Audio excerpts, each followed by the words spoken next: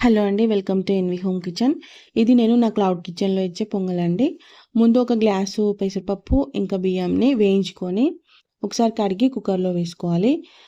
Water ఎలా తీసుకోవాలంటే, ఒక కప్పు పెసరపప్పుకి 3:30, బియ్యంకి 3:30, మొత్తం 7, కొద్దిగా కరివేపాకు, పచ్చిమిర్చి వేసుకొని కుక్కర్ పెట్టుకోవాలి.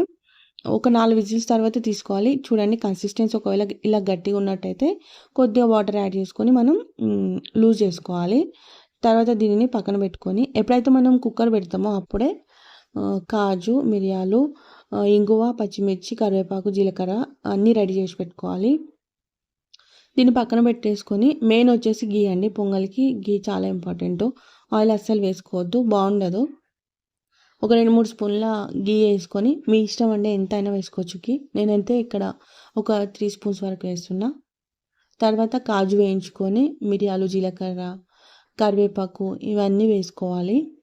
ఫైనల్గా ఇంగువ వేసుకోవాలి. ఒకవేళ మీకు కావాలనుకుంటే చిన్న చిన్న అల్లం ముక్కలు వేసుకోవచ్చు. నేను ఇక్కడ వేయట్లేదు. ఇది వేగిన తర్వాత మనం ఇది ఉడికించుకున్న పప్పులో బియ్యం వేసుకోవాలి. తర్వాత ఉప్పు రుచికి సరిపడినంత వేసుకొని మిక్స్ చేసుకోవాలి. ఇంకా పొంగల్ రెడీ అయిపోయినట్టే. దీన్ని ఆవకాయ ఇంకా లేదంటే సాంబార్తో సర్వ్ చేసుకోవచ్చు. నేనైతే ఆవకాయతో ఇస్తాను నా క్లౌడ్ కిచెన్‌లో.